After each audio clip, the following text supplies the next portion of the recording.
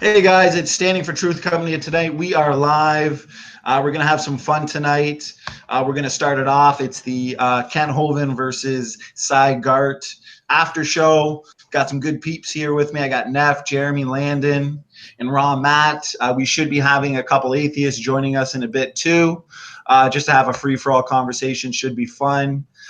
You're familiar with Snake Was Right, so he'll be joining us in a little bit. We'll get right to it. For anybody who watched the Ken Hovind Garte debate, I can start it off, and we can even go into Neff after too, because he also had the privilege of debating Dr. Sai from BioLogos. For me, to be honest with you, a little disappointed in Sai.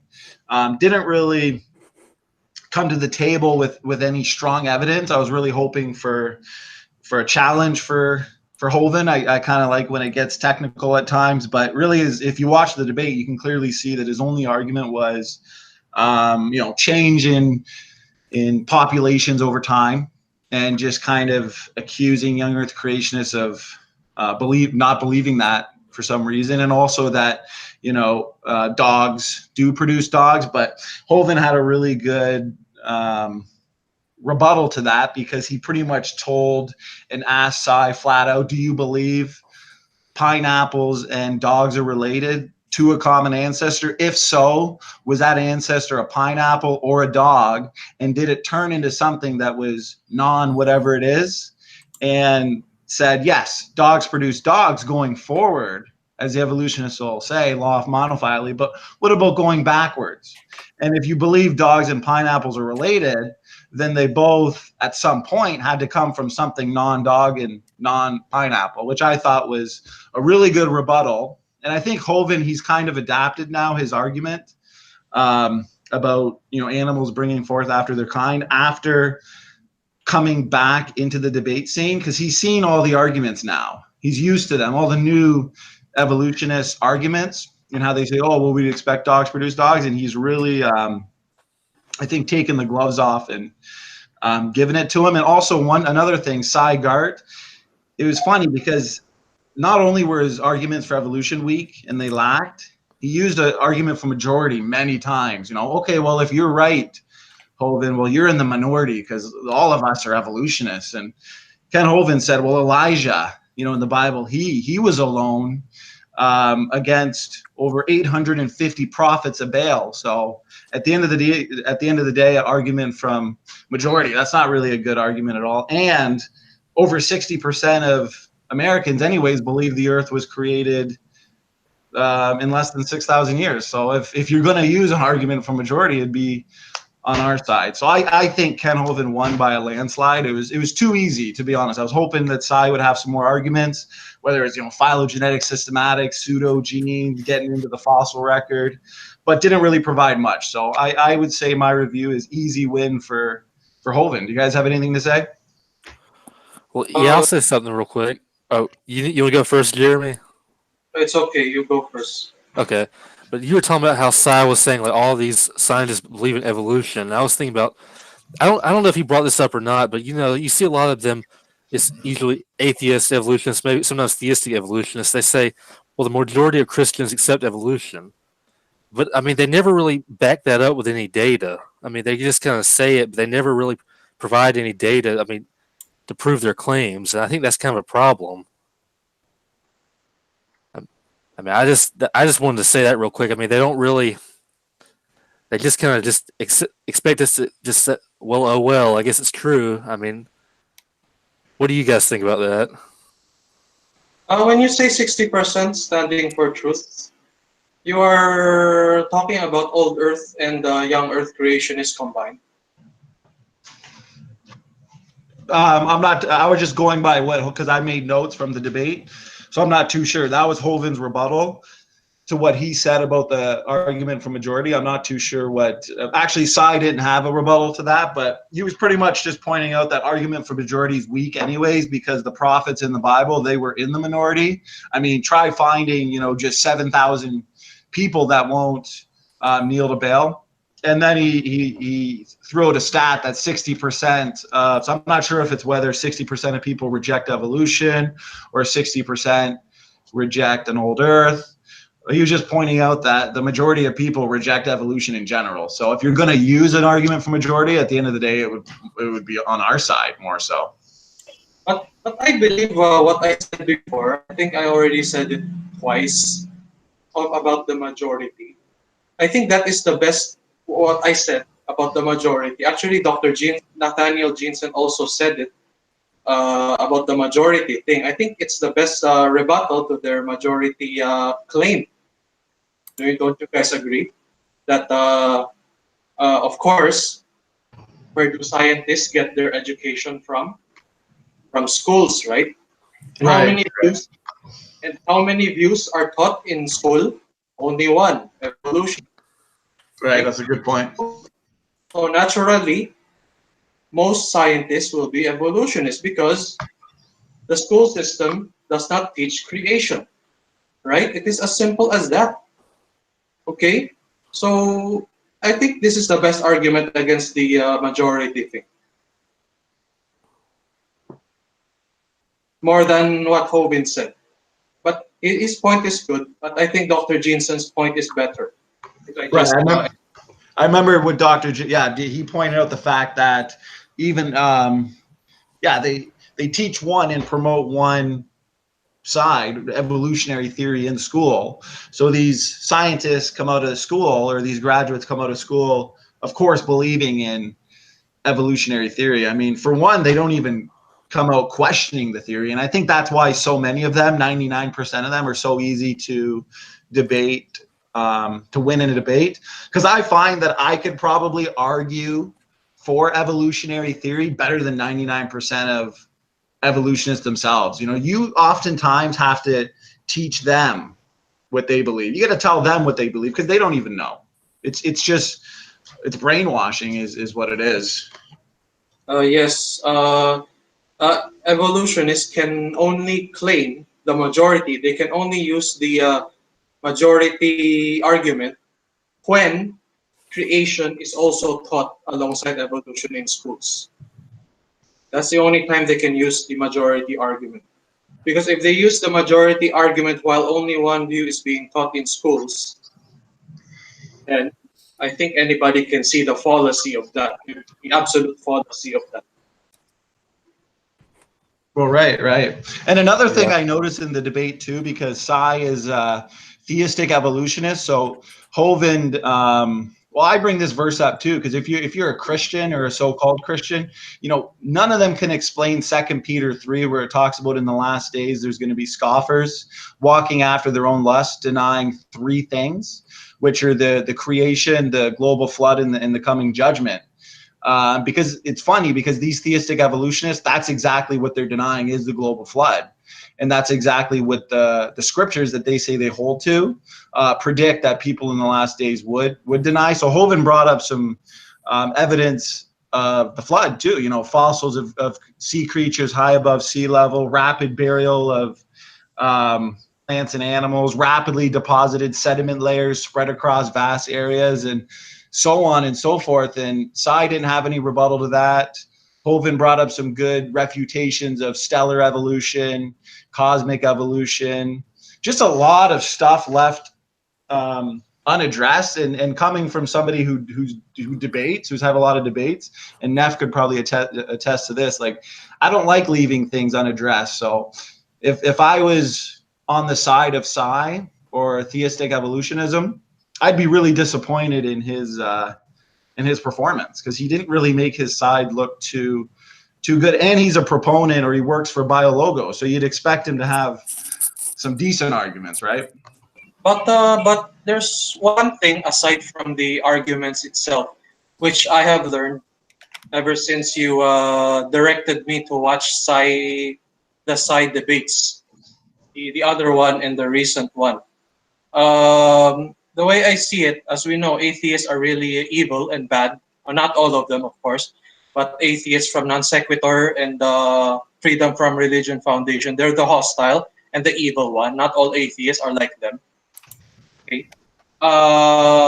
the lesson that I learned is that young Earth creationists in the future, whoever you may be, must not debate those atheists. If you want to debate against an evolutionist, do not debate against atheist evolutionists. Okay, you try as much as possible to debate theistic or Christian evolutionists because they are more or less more respectful Right. than those atheist evolutionists. Yeah. So we have to ignore. We have to ignore the evil, the non sequitur and Freedom from Religion Foundation, and let them collapse on their own. Don't give them a don't promote. Don't go to non sequitur. Don't go to non sequitur and debate and promote them. In a way, you're promoting them. Okay, so don't do that. Try to debate somewhere else, like in Modern Day Debate Channel, which Standing for Truth was at almost every of his structured debates, like that. So if you're a young Earth creationist, as much as possible, do your best to find a theistic evolutionist to debate because they are more or less respectful because they are Christians anyway. So hopefully you can ignore atheist evolutionists and let them die on their own. Sorry, let them collapse on their own.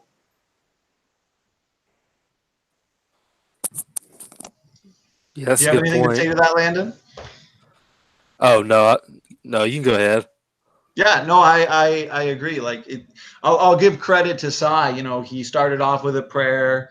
He was more respectful. I will say that there is a passive aggression from some of the theistic evolutionists. For example, Sai, you know, a major part of his argument was, um, you know, you can be a young Earth creationist all you want, but you know, we just don't want you denying science type thing. So in a really passive way, he's pretty much telling us that, you know, we reject science if we reject, you know, pawns come to people evolution. And Hovind rightfully called him out in one of his rebuttals and said, hey, listen, you know, you're hijacking science by putting evolution in science and pretty much telling him that we don't disagree with a change in populations over time, but you know, where's your evidence that whales and pineapples are related? And it's kind of disappointing he didn't really provide any. And I want to point out the fact that Neff had a really good debate with Sai as well. Did you want to touch on that there, Neff? What did you think of your debate with him? Well, one of the things I noticed about it was that um, he took very great issue with the fact that I said, if you believe the scriptures, you can't believe evolution. And if you believe in evolution, you can't believe the scriptures. Said they're mutually exclusive. You can't, and he took that, he strawmanned that. He actually said that he had an issue with me saying you can't believe a Christian. I had said that if evolution is true, you might as well throw the Bible away because Right, it's a lie, you know. And he took great issue with that and said that he had a problem with me saying that you can't be a Christian if you believe in evolution. I didn't say that, so he strawmanned what I said. But but I pointed out a passage to him, and I noticed he had nothing to say about this passage at all. I pointed out the passage where Jesus Christ said, he was asked, is it lawful for a man to give away his, to divorce his wife for any cause? You know, they're looking for what cause is there that's a lawful for a man to divorce? What's a justifiable cause for it?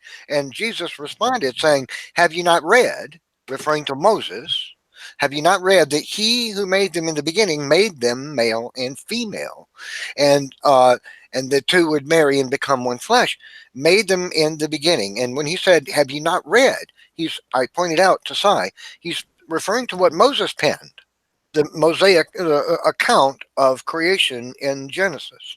And Jesus Christ therefore confirmed creation because they were made male and female in the beginning. Now, that means the evolution of sex it never happened, and evolution of anything didn't happen, because when he said they were made male and female, he's not just talking about man. He's actually talking about all of life, because it was a 6-day creation event. And Sai took very great issue with that. He didn't like that very much, but he didn't ever respond to that. So I think that he saw the truth in what I was saying about those passages. He just didn't have a comeback for it. And, yeah. Well, that's a really good point, because you brought up the same passages that Ken Hovind brought up. Have you not read that in the beginning he made them male and female? And really no rebuttal, and kind of just glossed over them. But you and Hovind did the same thing by asking him, do you believe these passages? Do you believe Jesus's words when he says in the beginning he made them male and female? Do you believe 2 Peter 3 that tells us in the last days, they're going to deny the global flood? Like, because at the end of the day, if you're a Christian, but yet you're denying the very words of Jesus Christ. So it seems like, yeah, you're right. He kind of had a hard time answering that, because that is the plain reading at the end of the day. And it is, and they don't know how to respond to it. They really don't. So they typically don't. That's one thing that I've noticed when you bring you discuss a theistic Christian, theistic evolutionist, and you point those passages out. They typically tend to avoid them. They want to talk about something else, but they don't want to address those passages. I think because they don't know how to resolve it. They're stuck in believing what they want to believe, but they don't know how to respond to that, so they leave it alone. Well, it's funny because what's their only argument? Like, for example, inspiring philosophy is kind of popular theistic evolutionist. Ken Hovind debated him recently. Yeah, I debated with him a little bit in a casual hangout. I showed him the same passages. I refuted him with that stuff, and he still go on.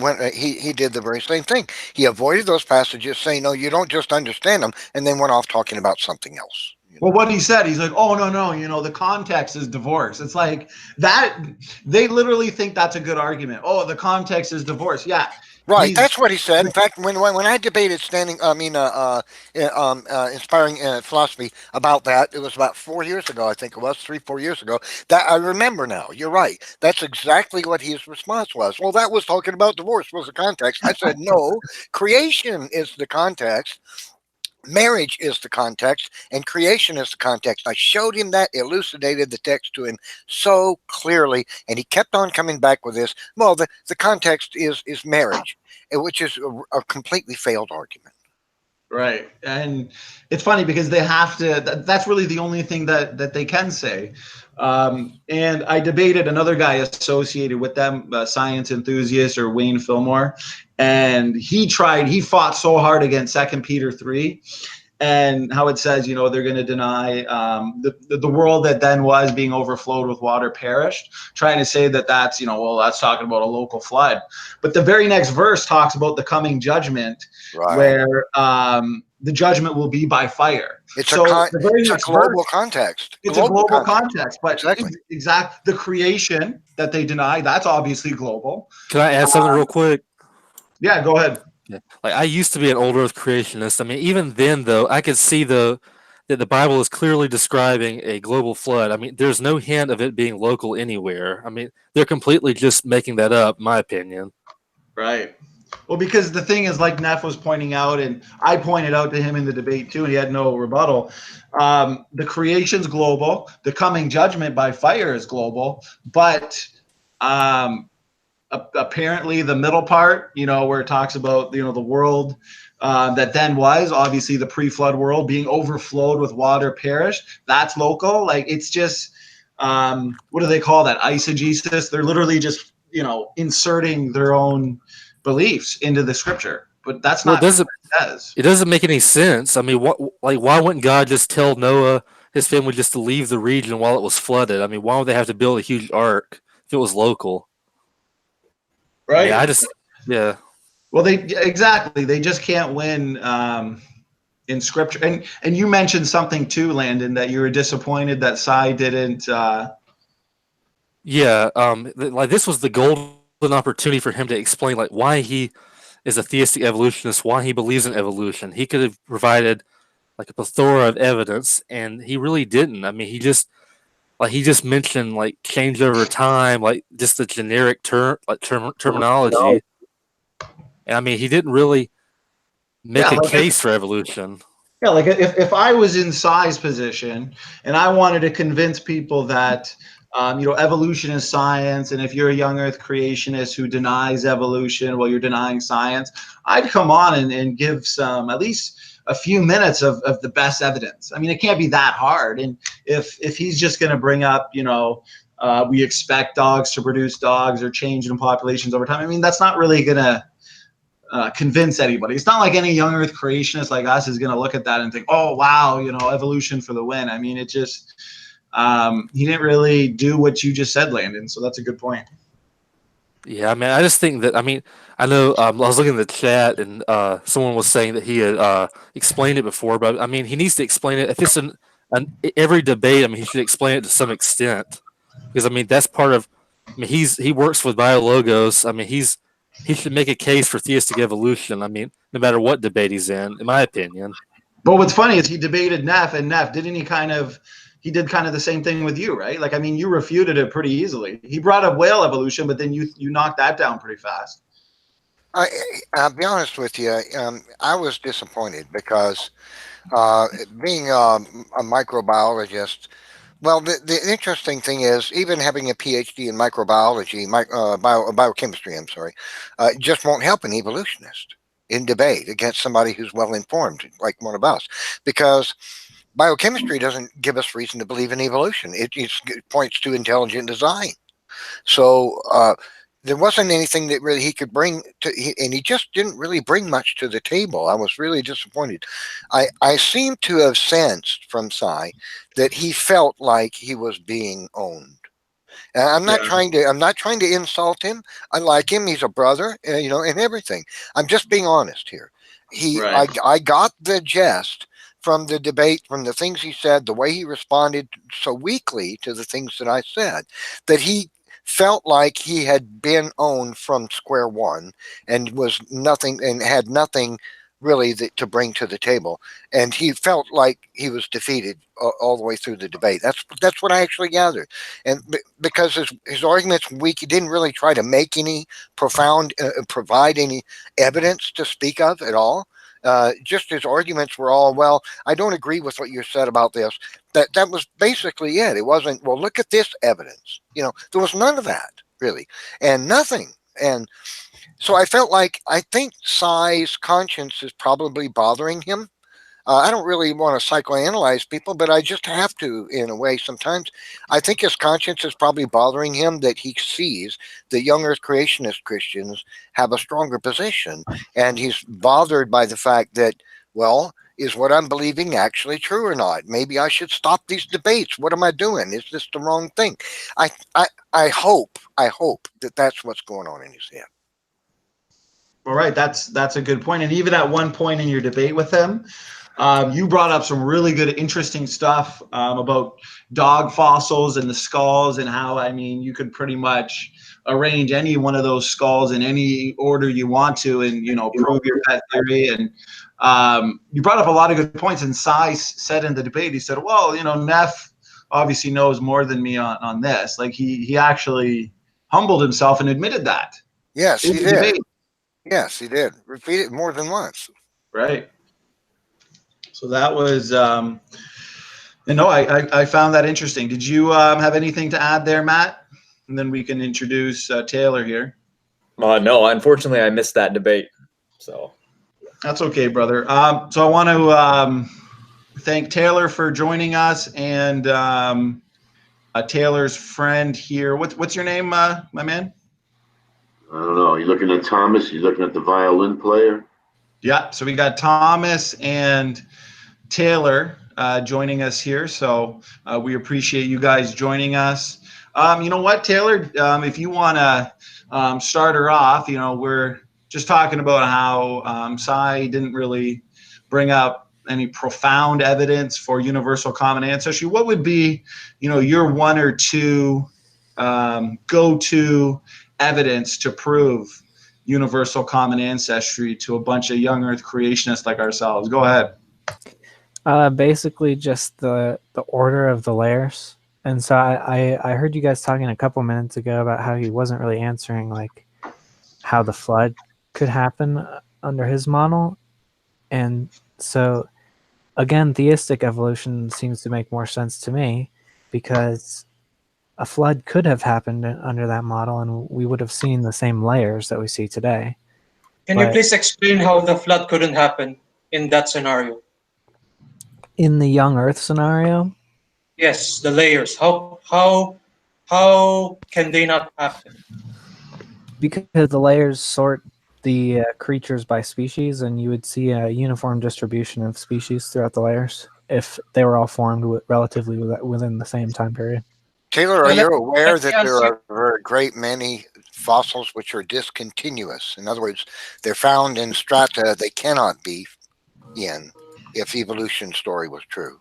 And just to, so I can back up when I say, I'm putting in the text chat in the link here from the Creation Wiki, a list of numerous fossils that evolutionists say cannot be in the strata in which they're found. Just can't Right, be.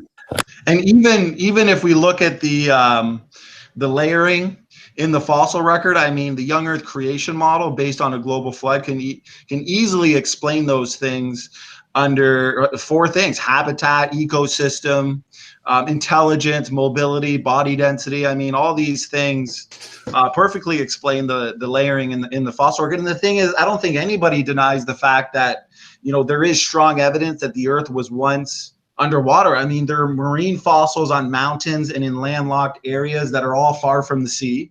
And some sedimentary rock layers even extend over entire continents or even farther. So, I mean, to me, and based on the assumption of the Genesis flood, the deposition of those layers had to have been catastrophic. So we were saying that Psi, being a theistic evolutionist who rejects, you know, the Genesis description of a global flood, he looks to a local flood. He didn't have any rebuttal to Ken Hovind's argument that the geology and everything we see is explained through a global flood. So that's kind of what we were talking about there. Go ahead, Taylor. I mean, I think there is evidence of some sort of a global flood at some point. I think his name is Graham Hancock, has written books about it. But this isn't some sort of like religious perspective at all. But it is, the geologic evidence fits with the theistic evolution and the fact that we see mountains that grow like maybe an inch per year. We understand that these formations take a long time to form Yes. and to grow, and so it's not going to form in 6,000 years or a week of strong floodwaters, especially when we can date the layers. Well, the thing is, we can even Especially see. when- Well, the thing is, real quick, Jeremy, and then I'll let you go in a second, Jeremy, but I just want to give a real-time example for the audience, because I feel like people, evolutionists that, you know, reject a global flood, they underestimate the power and energy of the global flood as described in Genesis. Because even if we look at, you know, the eruption at Mount St. Helens, I'm sure this isn't the first time you've heard this, but just for the audience sake, you know, what did that demonstrate? That demonstrated that sedimentary layers, hundreds of feet thick, could be laid down in hours to days, as it seems like you were opposed to, and that canyons can be formed rapidly. Multiple fossilized forests could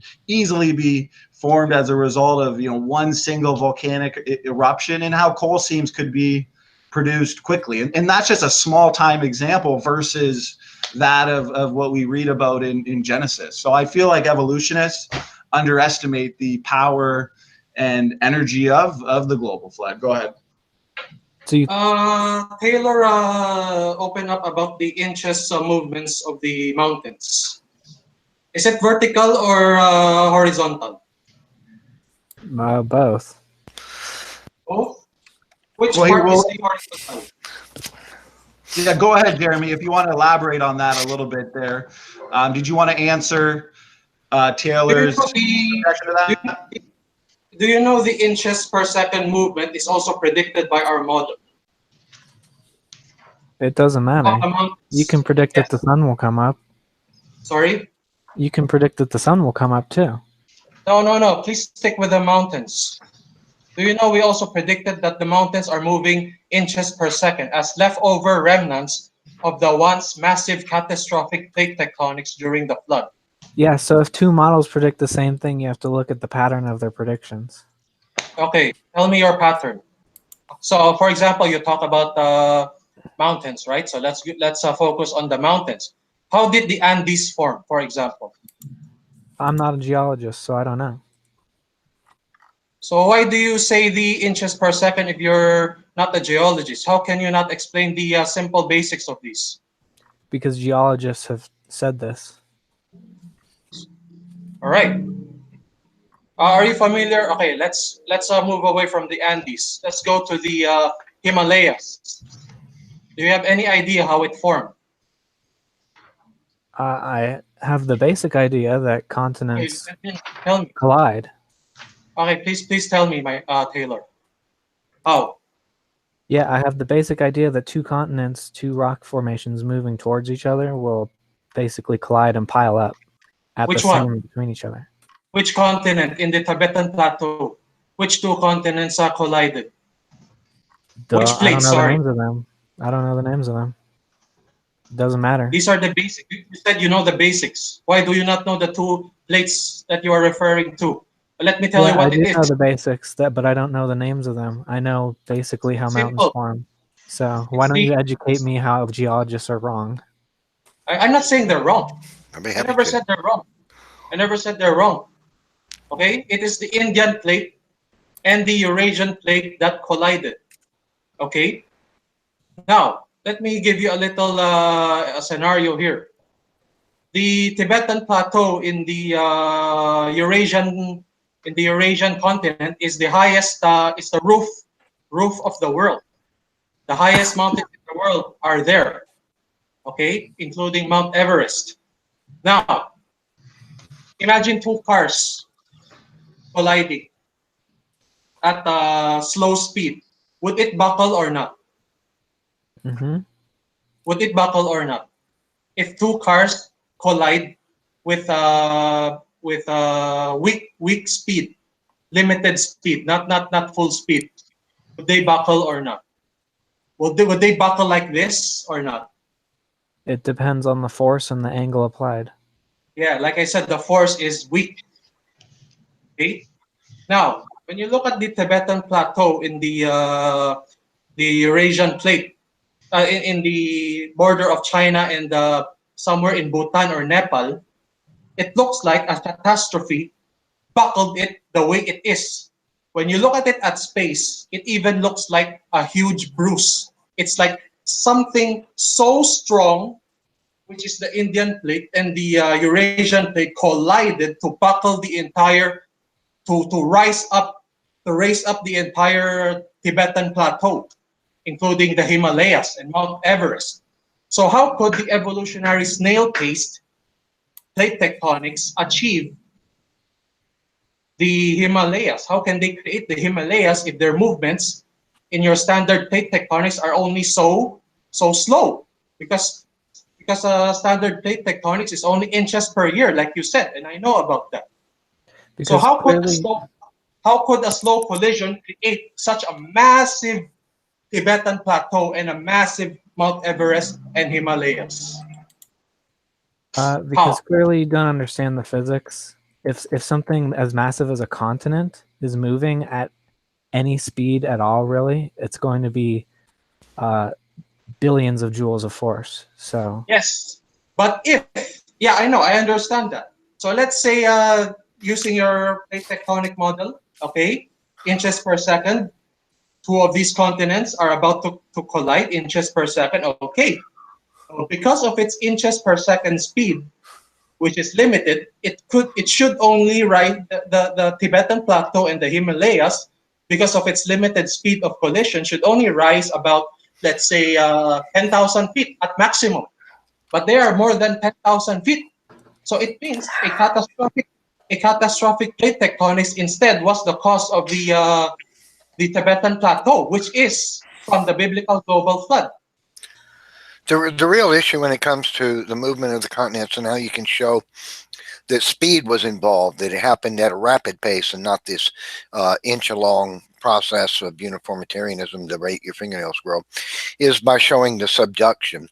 We have massive slabs of continental crust that have been thrust underneath other slabs. Now, the mantle of the Earth is extremely dense. You're not going to shove ever so slowly a slab of material down deep into the Earth, all the way down into the mantle, approaching the core of the outer core of the Earth at the rate your fingernails grow. It ain't ever going to happen. And on top of that, they have used seismology to measure density of rock various subducted plates that have been thrust down deep into the earth, one plate going under the other. And they've discovered that the density is related to how much water and what the temperature of that slab of earth crust is. And what they find is that there is a tremendous difference in temperature between slabs that have been subducted down into the mantle and the mantle itself. The mantle begins at about 1600 degrees. Whoo! And it gets hotter the deeper you go. Now, here's the thing. If that slab of meat had been shoved down into the earth millions and millions and millions of years ago, it should have been heated up by the incredible temperatures that's down there. So to find these massive slabs of continental crust that have been thrust down into the mantle to still be so remarkably cool verifies that it cannot have been millions of years ago that continental crust was thrust down in there, else it would have heated up by now. So the difference in temperature is profound evidence that the movement of the continental plates during the Noahic flood was rapid indeed. It could not have been slow. Secondly, another important thing is, since the mantle isn't so incredibly dense, think about this. You've all heard stories about a tornado can take a piece of straw and shove it into a 2x4 because of the crazy speed of it moving, the wind, right? And that can happen. A tornado can pick up a piece of straw and shove it right into a 2x4. Now, if you try pushing that piece of straw slowly into that 2x4, it ain't going to happen. It's not going in. It's just going to beckle. The 2x4 is vastly too dense for that piece of straw. It just break.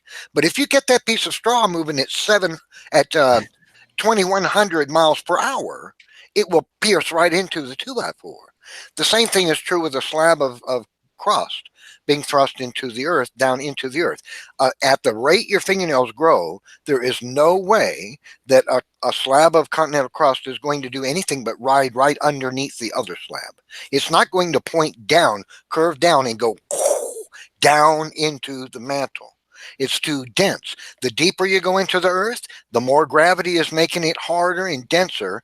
It's not something, to penetrate that requires exponentially greater force. So the only reason these slabs of continental crust could even be curved down, go whoosh right down into the earth, is if they were moving at phenomenal speed and had tremendous amount of energy behind them. Because at the rate that your fingernails grow, it will never happen. All you would ever get is one continental plate riding along underneath another, and the other taking a ride on top of the other, and they'd be like two blankets, one on top of each other. But that's not what we see. We see these massive amounts of continental crust thrust under the other, and then they curve down, go almost straight down in some cases, right through into the mantle. That density, it can only happen because the mantle is moving, the crust is moving fast, like the straw. When it's moving fast enough, it'll penetrate the 2x4. But at the rate your fingernails grow, you will never get that slab of material to go down into the mantle. So the temperature difference and where we find them demonstrates the continental crust had to be moving at very high speed in order for this to take place. At the rate your fingernails grow, it could never, ever happen.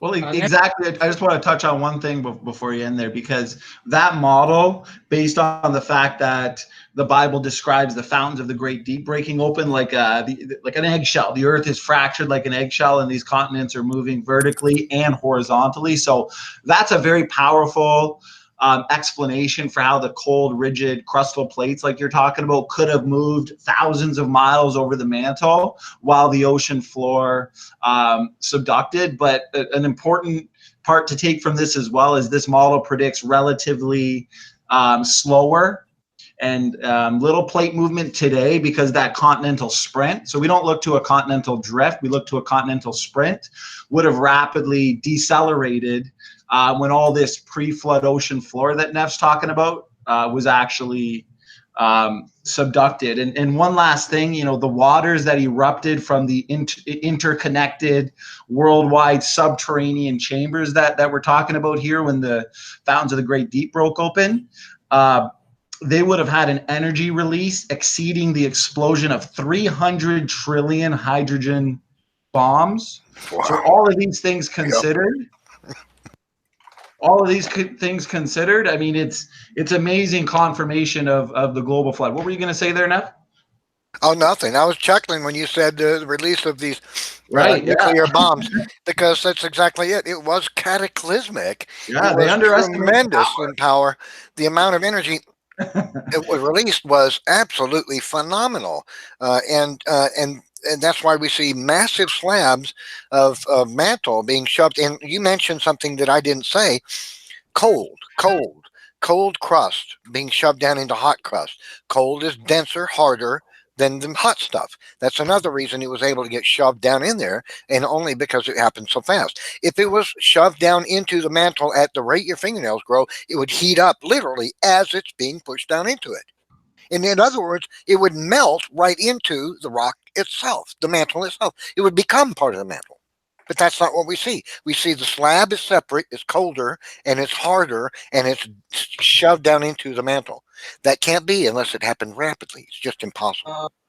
Standing for truth, and Neff forgot to mention one crucial thing about these slabs. This is a testable prediction by creationists in 1994, and in Right. 1997, in 1997 was verified. Right. It's the seismic data from NASA that revealed the enormous slabs of cool rock under North America. So down in the core itself, which should be warm, this is a testable confirmation of flood geology. Let's give Taylor, and it looks like there's another gentleman here, Jeremy as well, a few minutes or whatever they want to respond to what we just said, because it seems like all evidence points to the Genesis flood as being true, a true record of history. And we've also provided a testable prediction. There's also another testable prediction that maybe Jeremy can get into after about, I think it's magnetic reversals, but let's give you guys a chance to respond.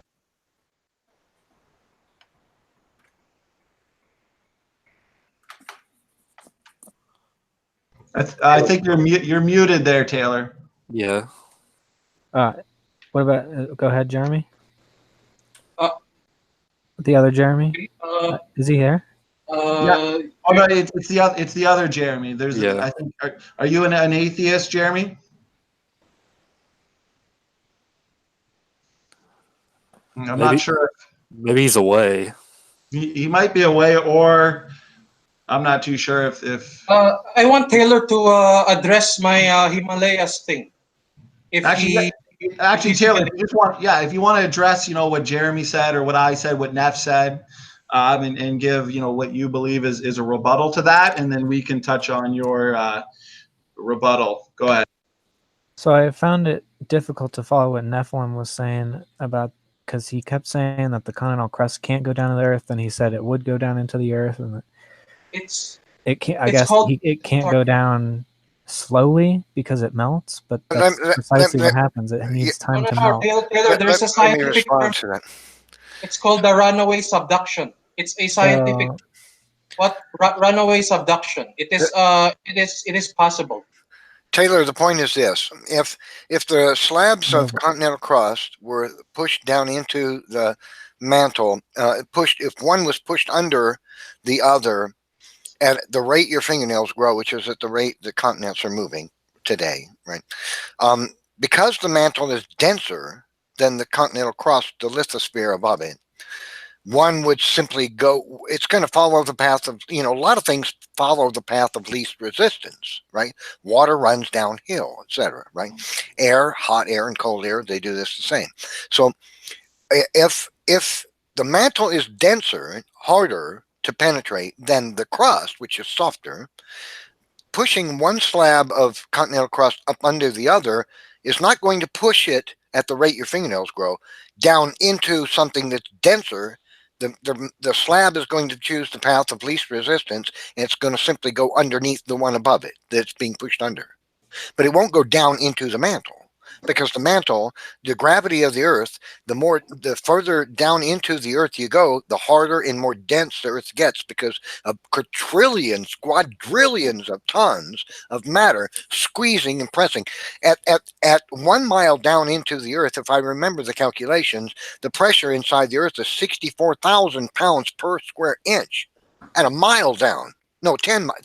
I'm sorry, 10 miles down. 10 miles down, 64,000 pounds, 1,000 pounds per square inch. So if one that it's not going to, if it's following the path of least resistance, it's not going to go down into the densest part of the Earth. It's going to ride one plate right up on top of the other, like pulling a blanket over on top of another blanket. See, that's all it would do. Now, secondly, the other thing is, instead of just slowly going down into the mantle, what we find is they go under a little ways and then all of a sudden they curve dramatically and just go phew, almost straight down into the mantle.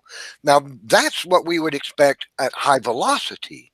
When things like that encounter tremendous resistance, they bend and curve, and it would just go shoop, take a different direction and dive like that. So that's another evidence. And then the third is the temperature difference is so great. The mantle crust that's been shoved down into the mantle, where it shouldn't be because it's so dense compared to the crust that's being pushed down into it, it's denser. How do you push a nail into a piece of titanium with a hammer? You're not going to do it. But we've got this continental crust, which is softer by a long shot, oceanic crust being shoved down into the densest part of the Earth. And yet the temperature is vastly cooler.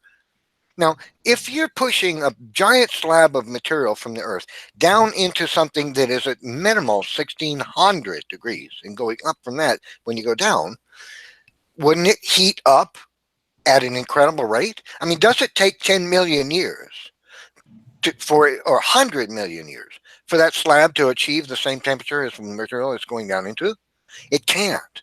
Not at the rate your fingernails grow. If it'd been pushed down in there at that rate, there's no way this tremendous temperature difference would exist. See, so these are three profound evidences. The fact that it went down there, the fact that the temperature is so great, and the fact that it curved dramatically because it met horrific resistance and just shot straight down.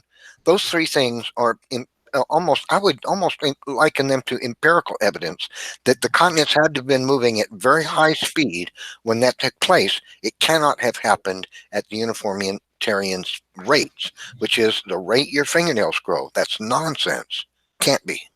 Well, I think it all comes down to the fact that when we look at the geology of the Earth, present processes that we know, they can't explain what we see. Rather, what we see points to catastrophic processes, as we've been talking about in the past, which is confirmation of Noah's flood. I mean, contorted rocks would indicate mass folding of soft sediments. And one last thing I wanted to point out before Taylor gives a rebuttal here is the result of the runaway subduction of the cold ocean floor slabs that we're expounding upon here. They would have suddenly cooled the mantle temperature at the core mantle boundary, and that would greatly accelerate convection in and heat loss from the adjacent outer core. So this rapid cooling of the surface of the core would result in, here's another testable prediction on top of the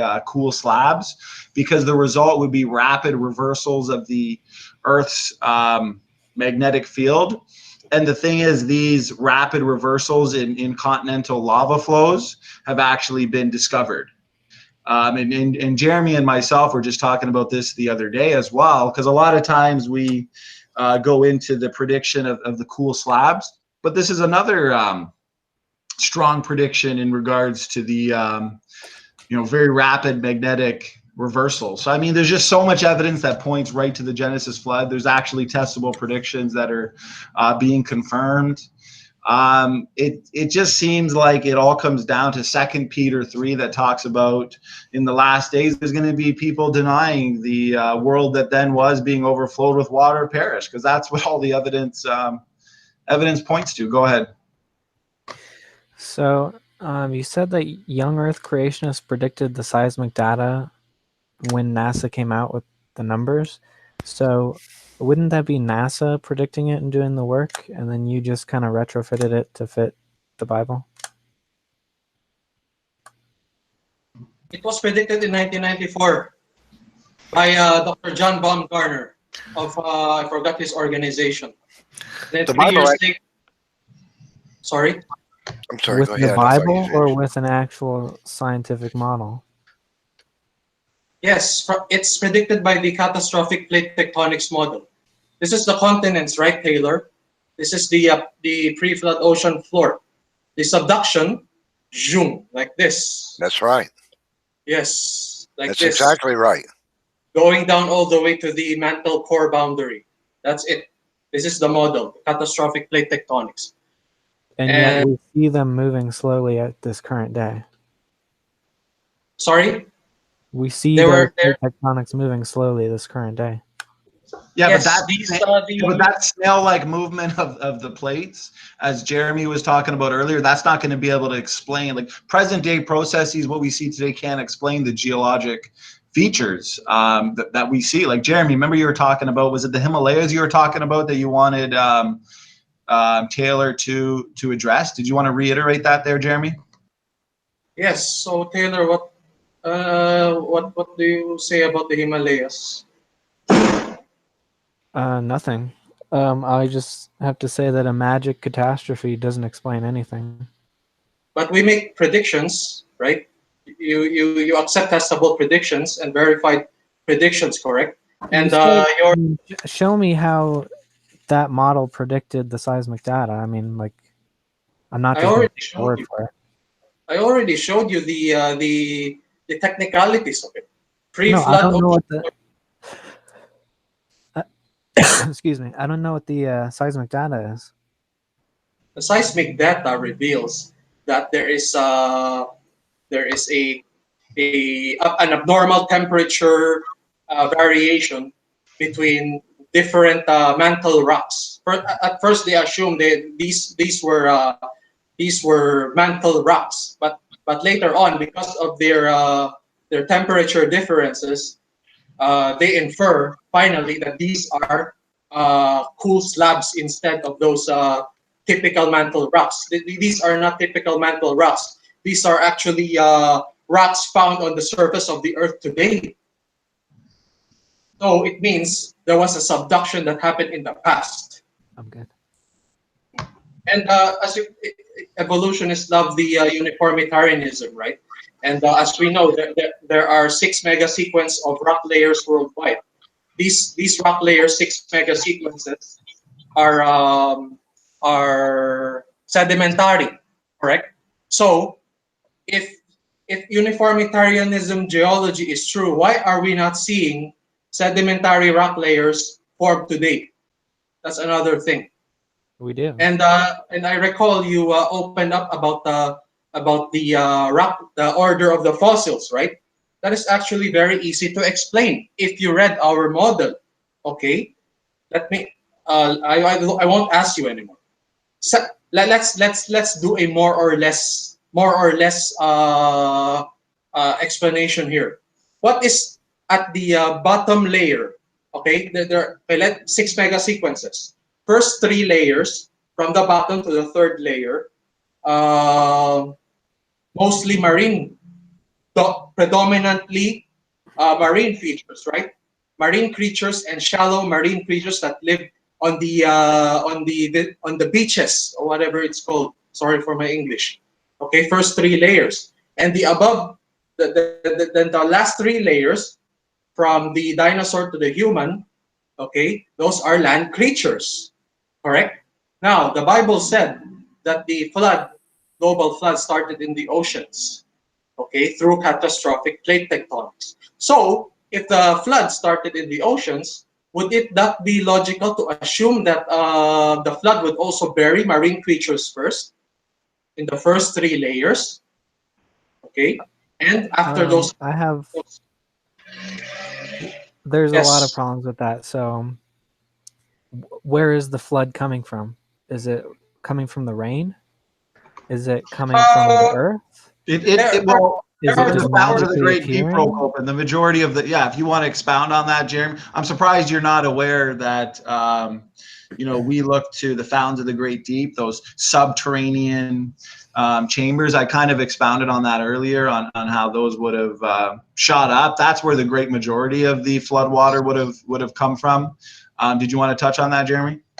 Flood. Okay, we have multiple sources of the waters or material that Taylor is talking about. Okay, first, like the Bible said, the fountains of the great deep burst out. Okay, so it's underwater. It's the materials that came out were from underneath the earth. So what's underneath the earth? Magma and water. Now, this water also has been predicted by creationists. Okay, if I'm not mistaken, it is not the CPT model that predicted this. It is the hydroplate theory that predicted this. And as a fulfilled prediction, the fulfilled prediction of this is the Beijing anomaly. You can type it right now, Google it, Taylor. The Beijing anomaly, which we find a huge body of water inside the earth. Okay, so the fountains of the Great Deep burst out, was magma coming out and water at the same time. So both water and magma. Okay, and if you ask where the water came from, the Bible also said that God put water inside the earth during creation. I don't know why he did it, but but we verified this in science already as a testable and already verified prediction. So magma and water were the mechanisms that came out of that's the answer to your question. And when you want me to expound, when this water came out and magma, this magma would push, okay, magma, most of the magma would go upwards, and many of them would also go horizontally. And when it goes vertically, it will push the pre-flood ocean crust. Okay, it will push the pre-flood ocean crust and make contact with the continents. The pre-flood ocean crust is this. This is the continent. They're like this, and when the magma pushes the pre-flood ocean crust, it will subduct. The pre-flood ocean, like Neff was talking about, it will subduct. Okay, and these magma from inside the earth will then replace the pre-flood ocean crust with new ocean crust. That is why the ocean crust that we have today are younger than the continental crust and the rock layers, the 6 mega sequence of rock layers worldwide. So you think that the magma came up from underneath and kind of pushed the existing waters up? No, they both came at the same time. I don't have the map of where the magma was and the water was. The Beijing anomaly is actually at close to the Pacific Ocean, where the catastrophic plate tectonics actually started at the oceans. So the Beijing anomaly not only was predicted and verified, but also its location is precisely as what creationists would expect it to be. Imagine you have Wouldn't a you expect continent. it to be blown up? Sorry? Wouldn't you expect it to be emptied of water? It's too huge, okay? And when it was rising, magma was also rising with it. Not all will be gone, of course. And some of the floodwaters also, after the flood, also drained to the Beijing anomaly area. So we don't expect it to be gone completely. And what caused these bodies of water to suddenly erupt? When the flood started, God said He broke open the fountains of the great deep. And when when for example, let's say the Pacific Ocean, all right, like God said, actually the only miracle for catastrophic plate tectonics is God breaking up the fountain, the what do you call that again? Sorry for my English. Mid-oceanic ridges. Yeah, the oceanic ridges, breaking it apart so that the waters can come out. There's already pressure down there. All you have to do is to crack it, and then these come out. And you have to consider the fact, like I said earlier, a global flood whose waters erupted from these interconnected worldwide subterranean chambers, as Jeremy was talking about. The energy release would have exceeded the explosion of 300 trillion hydrogen bombs. and would provide a great deal of the floodwater that I mean, you can read it right in Genesis. You know, the fountains of the great deep broke open. The earth is fractured like an eggshell. And we see that. We see evidence everywhere. Go ahead there, Neff. Well, I So mean, I would magic. just address something, a very great misconception that people have about the flood. They wonder, where do the waters come from? Where do the waters go? And that's a valid question, you know, because if the waters came out of the earth and flooded the earth, well, then how come the earth is not still underwater? Where do the waters go? Well, it's a very good question. So let me explain the mechanics of that briefly. Those massive amounts of water concealed inside the earth below the crust. And when the crust splits open, the waters come out. Now, if you put a book on top of a balloon filled with water and you take your fingers away from the mouth of the balloon, what happens? Well, the weight of the balloon, the book, pushes the water out of the balloon, and the balloon, the book drops. That's what happened to the ocean floors of the earth. If the water inside the earth, as it came out faster than the ocean floors could sink. So the waters actually covered the earth, and they sloshed back and forth because of massive tsunamis. They went this way, then they came back again, went the other way, then the other way, then the other way, then the other way, and sloshed back and forth, left and right across the continents until the gravity of the earth decided to fill the empty space where the water was inside the earth, and the ocean floors sank. They went down, down, down, down, down, and the waters, when they abated the continents because the ocean floors gave out, and they flowed like sheets off the continents down into the now deeper oceans. The waters are in our ocean. You've been drinking it.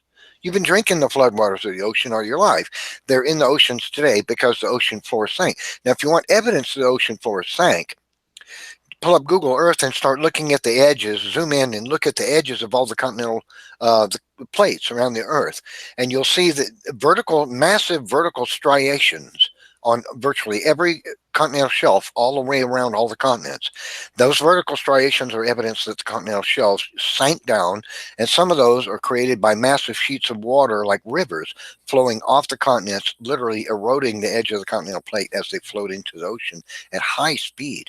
Now, one of the evidences that process actually took place is called planation surfaces. There are massive areas on the continents of the earth, and some of them a couple of hundred square miles in area, some couple of thousand or several thousand square miles in area, which are literally basically flat. Now, the reason they're flat is because water moving in a massive thick sheet flowed off the continents, and as it did that, it literally scoured the landscape flat and made it flat. And that's called a planation surface, and there are many of them. Some of them are truly huge, thousands of square miles, many thousands of square miles.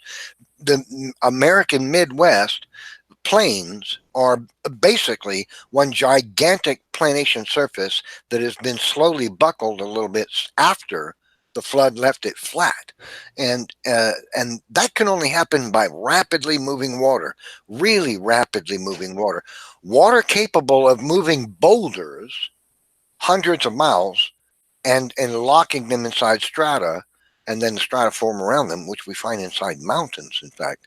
So where are the waters today? They're in oceans. And why? Because the ocean floor sank, because the waters came out of the earth, leaving vacant space inside the crust, and the gravity of the earth pulled the ocean floors down to fill that empty space, and that's where the waters went. The oceans are twice as deep today as they were before the flood, and the flood waters are in the oceans today. Monterey So- Canyon. I mean, Sorry. ultimately, you invoke magic, so No, it's no magic. That's not a very geology. satisfying. That's geology.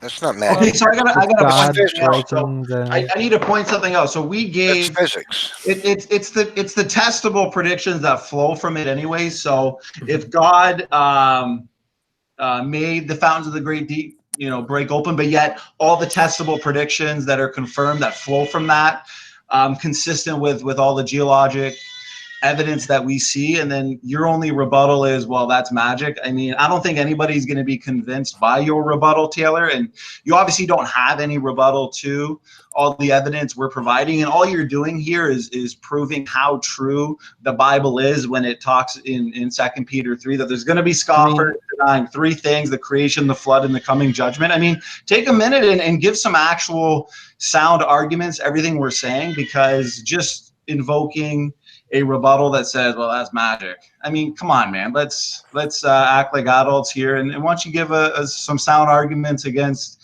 what I've been saying, Jeremy's been saying, Neff's been saying. Go ahead. Take your time. Yeah, that is an adult response, because I'm skeptical of magic. And you said, and Jeremy said that God would break open the floodgates. So you guys have been going on for like 10 minutes, and I can barely get a sentence in without getting interrupted. So it obviously looks like I can't respond because I'm not being allowed to. So The Himalayas. We're giving you a few seconds. Go ahead. See?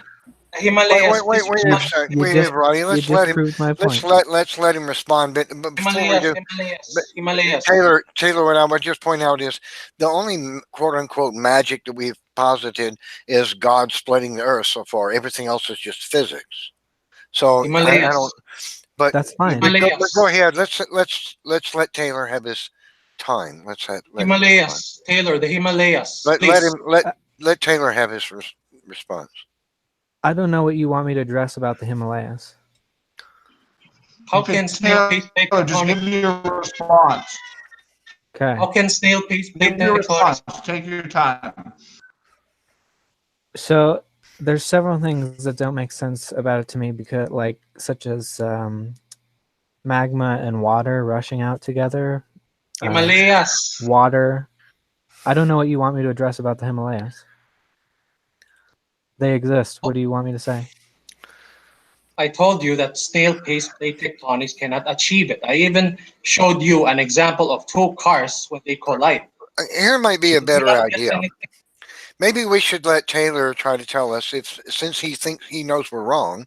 Taylor, perhaps you could explain with uniformitarian processes, that is, processes that are ongoing and at very slow and steady pace throughout the history of the Earth. Perhaps can you explain to us the geologic features of the Earth that we've described with uniformitarian processes, so that we can have reason to believe that the young Earth creation model is false and the uniformitarian model is correct? Can you explain the features of the geology of the Earth that we've been describing with uniformitarianism? Geologists can, and I'm going to address most of the stuff that you guys have been saying. Can you? I mean, the geologists are not here.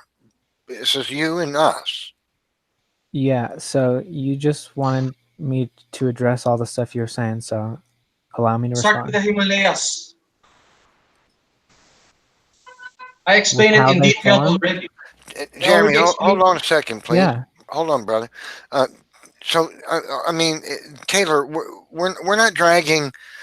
There are no geologists here. Oh my God! Okay? Let me get to it. So, can you say we're wrong? Now, if we're wrong, then it must be because you know we're wrong for reasons. Do you know the reasons why we're wrong? That uniformitarianism refutes the things that we're saying? If so, can you please elucidate why we're wrong from the geological point? It's not just me; it's the geologists. So okay, they all dispute the dates that you guys. What is it that they say that demonstrates that we're wrong?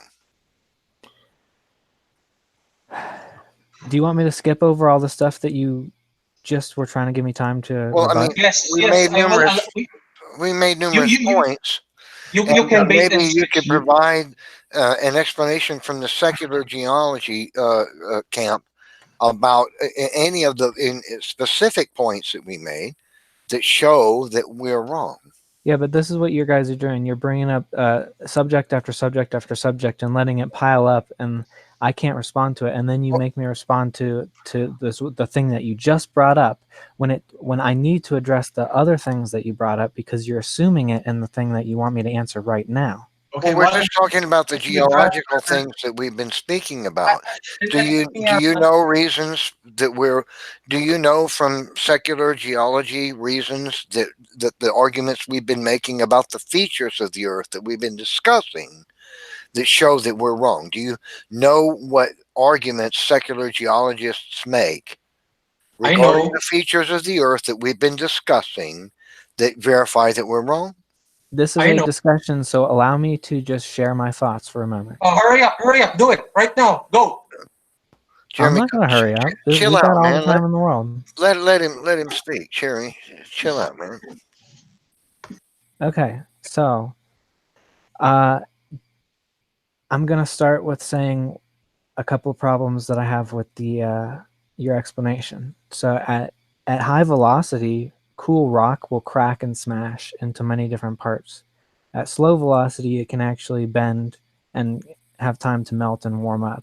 And so we would expect to see basically shards of rock with this explosive power that you're talking about. And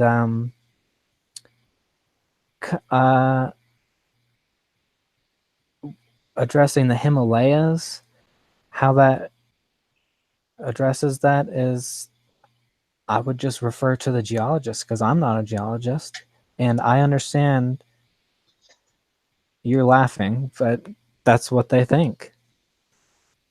well, And I understand that when these massive things are moving towards one another, the rock that's on the border has nowhere to go. So it either goes down or it piles up. Do you know the? May I speak? Do you I'm know done. how dense the mantle is? What? Do you know that the mantle is less dense than the? Yeah. So things can fall Oh, through it. that's all.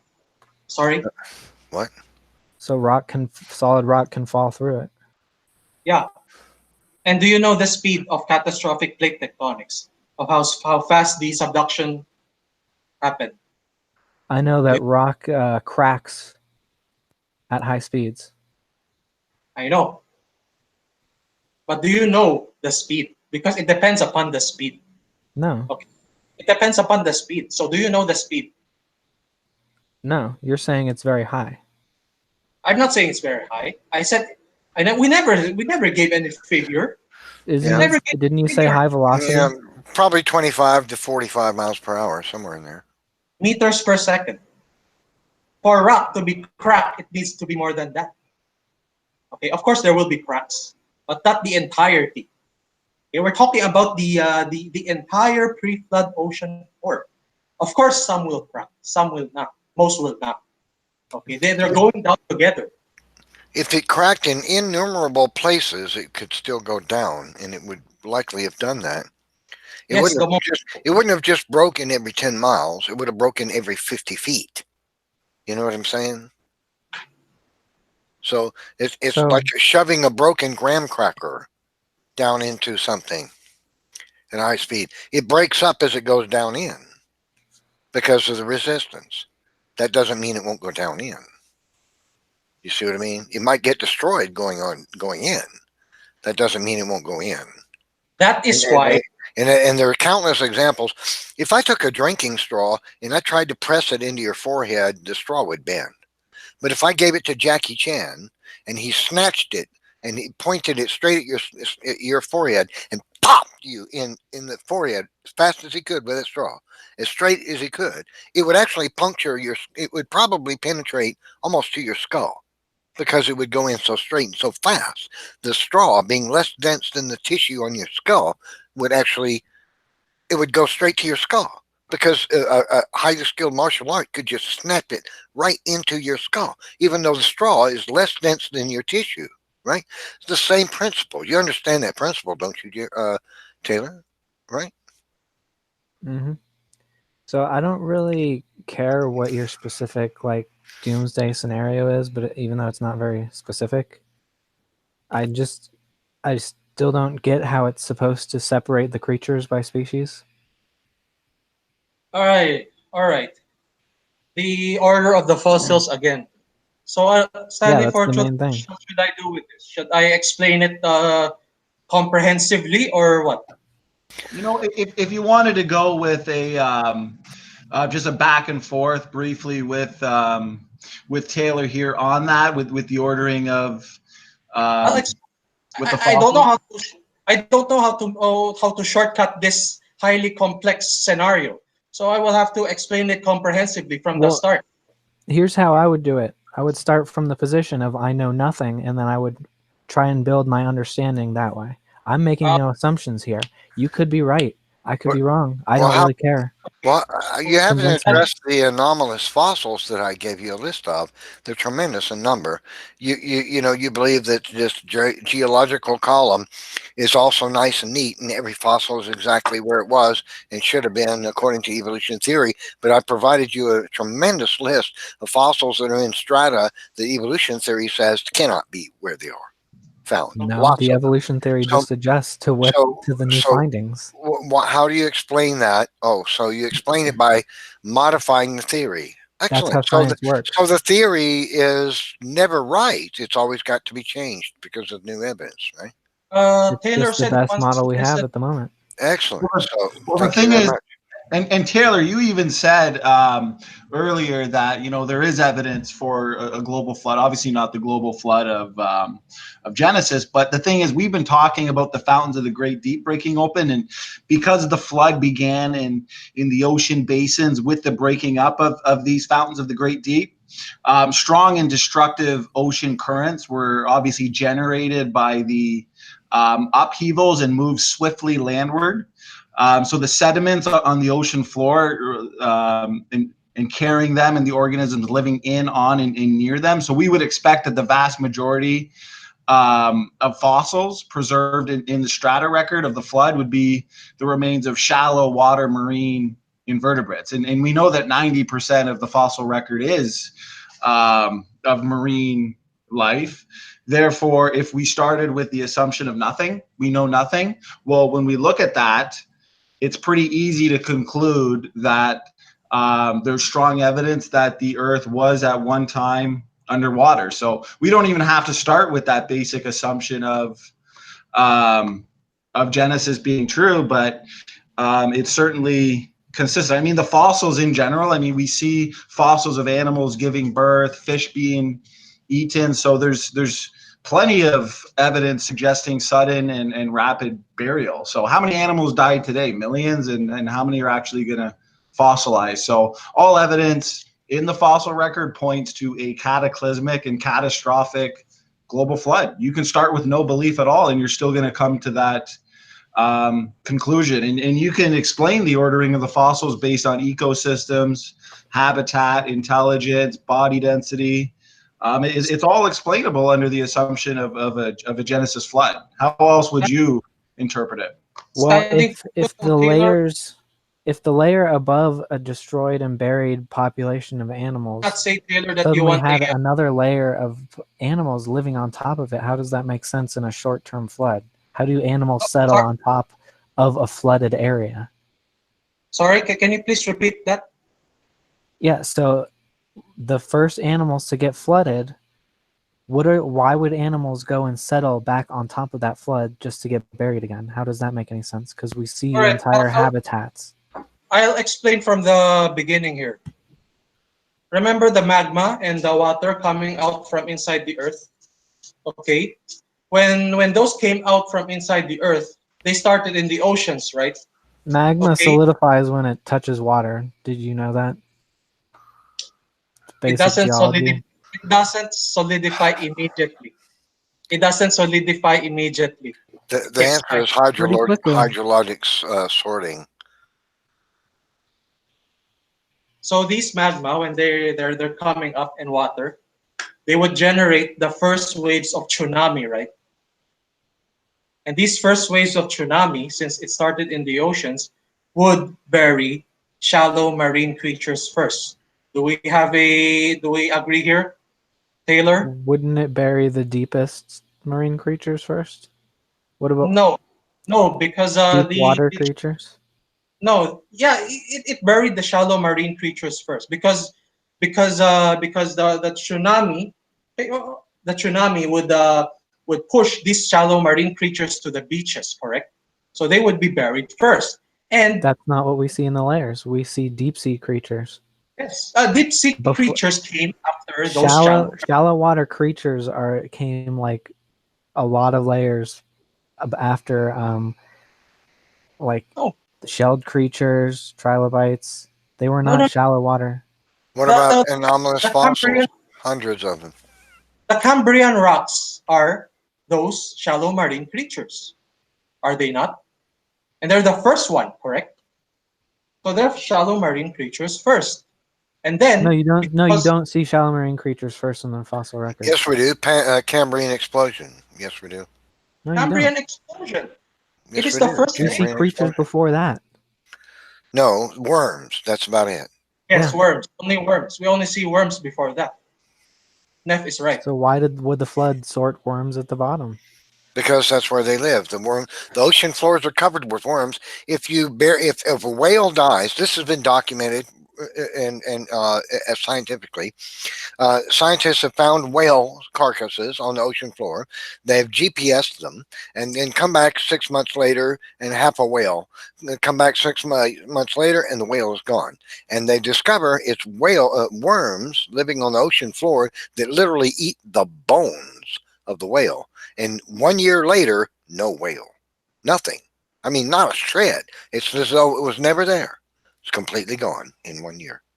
Now, of course, So that how did they provides survive?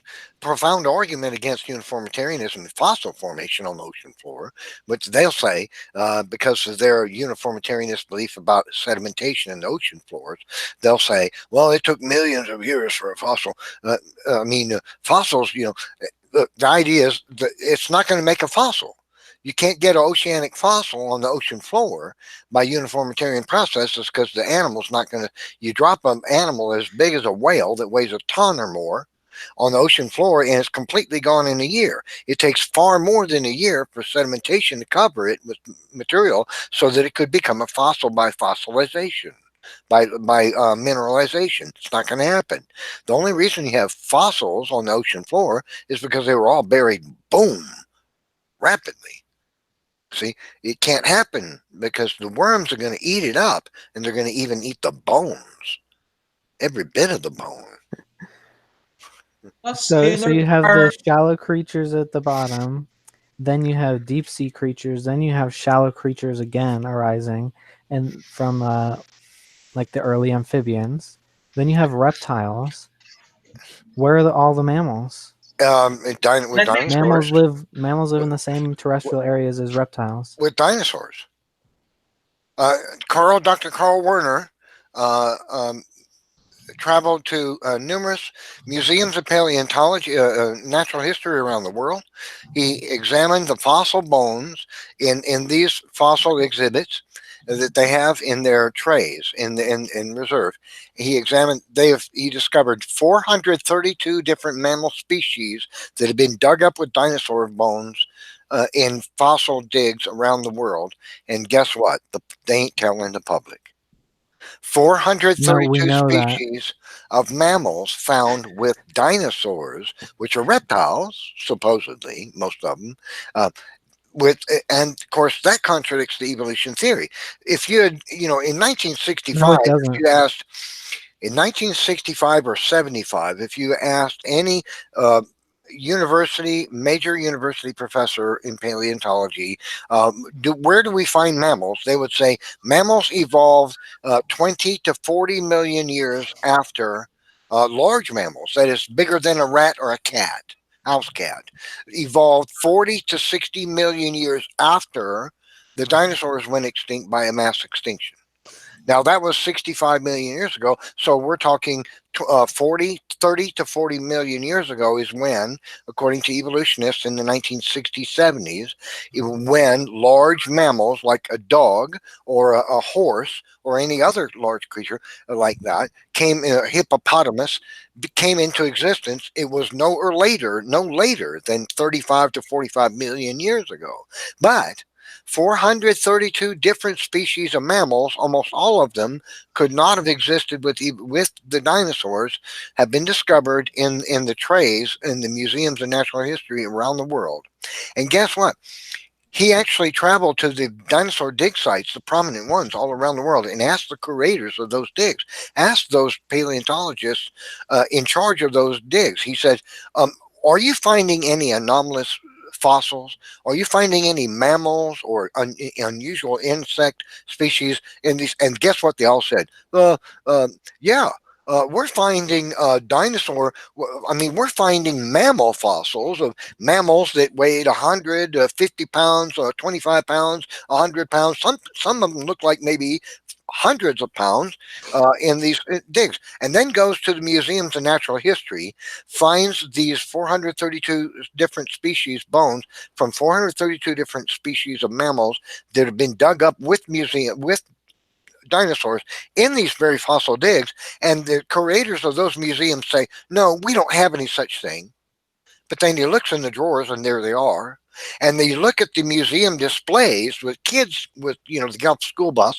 They go in, they look at them, and all these displays that they put on with these, animatronics and the various models of various creatures that lived in the past, not one of them shows a mammal as of any of these 432 mammal species, and with the dinosaurs in any of these displays that people see and get an impression of what happened in the past. They won't put them in the display because they're trying to maintain the storyboard. They've been telling us since Charles Darwin's day that mammals larger than a house cat or a rat did not coexist with dinosaurs. But they've been digging up fossils of creatures that are mammals that weighed hundreds of pounds, like beavers that weighed 450 pounds. 450-pound beaver. Can you imagine that? That's a megafauna beaver. A 450-pound beaver. And they won't put them in the displays because they want to maintain their evolution story for the kids to see when they get off the school bus.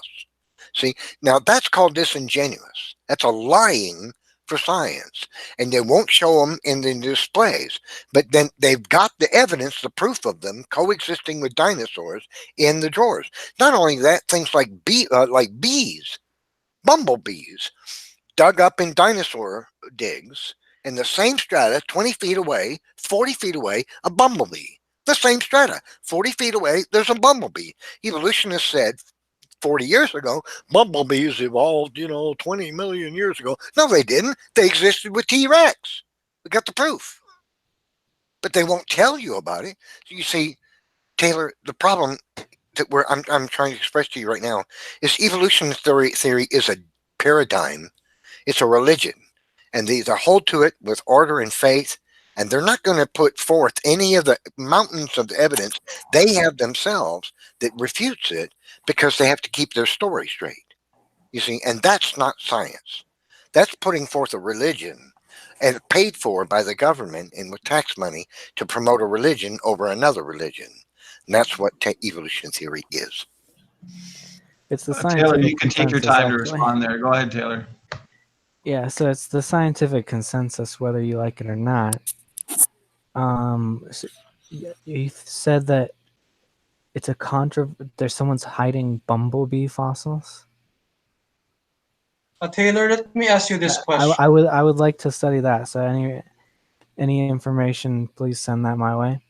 Anyway, I don't see how that none of this is controversial in evolution whatsoever. We know mammals coexisted with dinosaurs. We believe mammals came from dinosaurs. Taylor? So how did you determine that these old fossils were mammals? How did you determine that they were beavers and mammals? Taylor, may I ask you something? You love to can you answer my question? to talk about the. I'm trying to. We'll get to that. You love I've to been talk answering about you guys' questions. I deserve a question. Yeah, what's your question there, Taylor? And we'll allow either Jeremy or Neff, whoever, to answer it as best as they can. Go ahead. He loves to use the majority. He How loves did to you use the majority. determine that they were mammals? How do what? How do we determine they're mammals? What are you talking about? Yeah, how do you know what kind of creature it is? How do we know what a mammal is? Yeah, Neff claimed that they were mammal fossils found. How does he know that they're mammals? Because evolutionists say mammals evolved after dinosaurs. And when we No. How compare, do you know that they're mammals? because we can compare those fossils to the mammals of today. So that's why we know those fossils are mammals.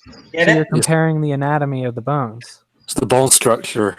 Yeah. So you believe in comparative anatomy, and that's how evolutionists do their scientific work. Well, can't we use your own weapon against us? Against you? Right? Isn't it fair? And by the way, Taylor, the majority thing, how many, where do scientists get their education from? From school. What- Yeah. How many views are taught in school? Is there a How many- creation science in school?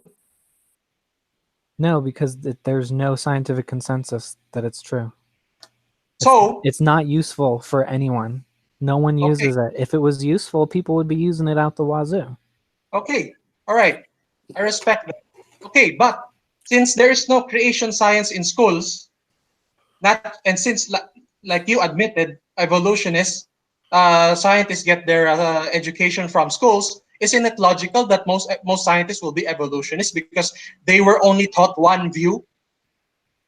Yeah, but Isn't it you're forgetting logical? also that people are attracted to the regular sciences. You can go You didn't Christian answer and my young earth question. science. You didn't answer my question. There is no creation science in schools. So statistically, obviously, only most scientists will be evolutionists. It's as simple as that. Don't you get it? You There's a can only reason that use the they teach majority. the science, though. You can only use the majority against us if creation and evolution are taught together and let those scientists decide.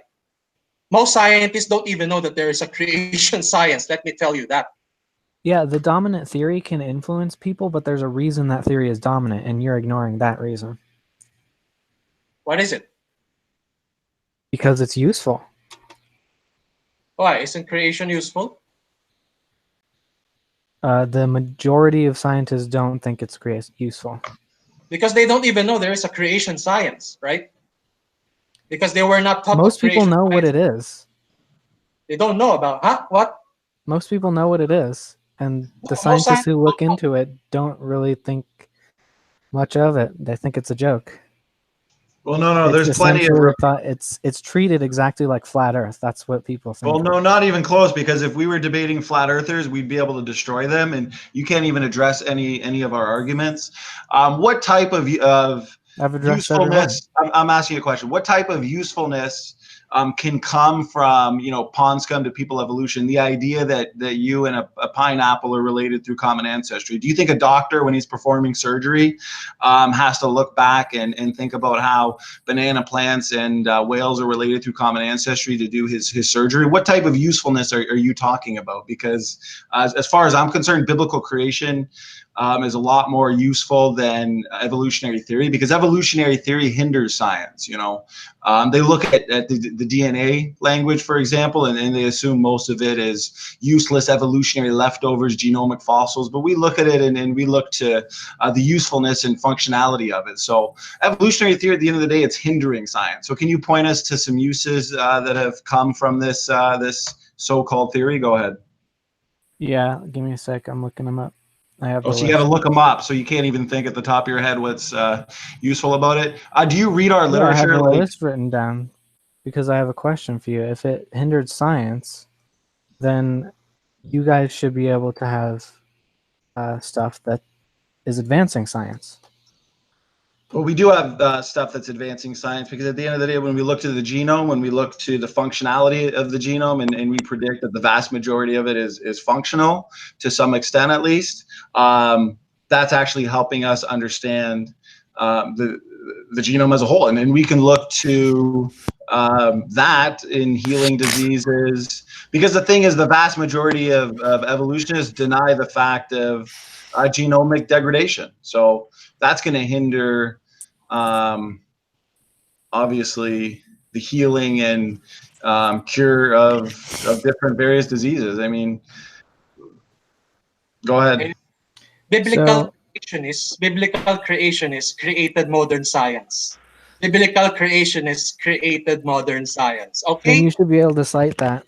Taylor, if I have evolution advances science, Faraday. can you explain why Oh, evolutionists have refused to display models of any of the 432 different mammal species larger than a cat that have been discovered in dinosaur dig strata around the world and still continue to maintain displays in all of the museums of natural history around the world, displays that show no dinosaurs but only other creatures the evolutionists portend evolved with dinosaurs, when these fossils have been dug up from dinosaur digs for the last 60 years?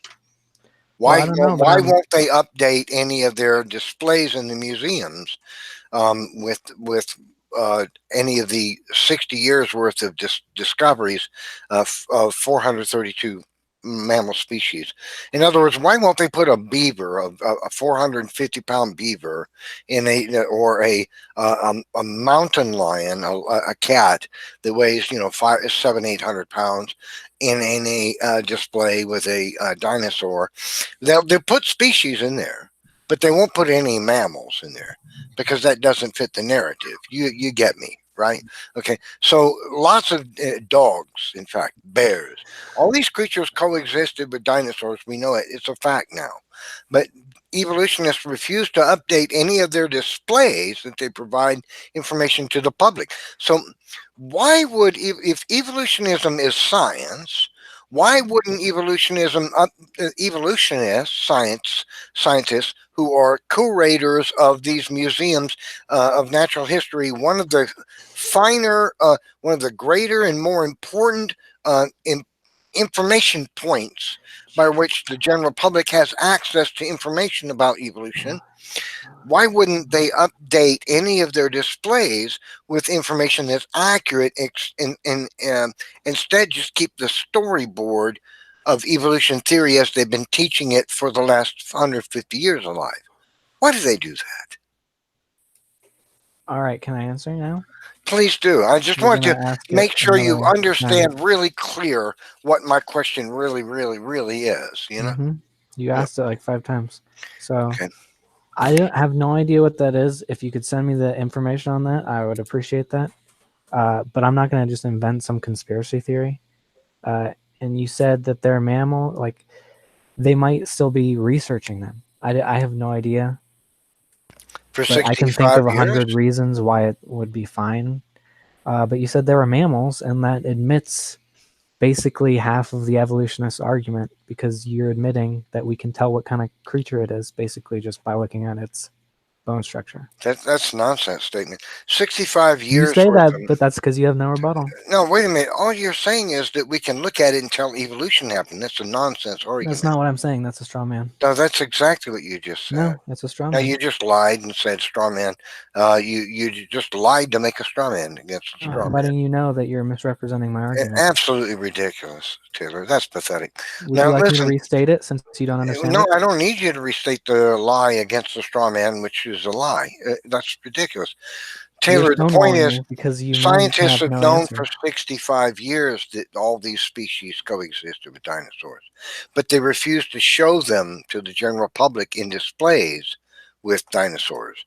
They only display creatures in museums displays that were claimed to coexist with dinosaurs in 1885, not in 1975 or 60 or 1990, which shows they've always been digging up mammal species for 100 years with dinosaurs in the same strata.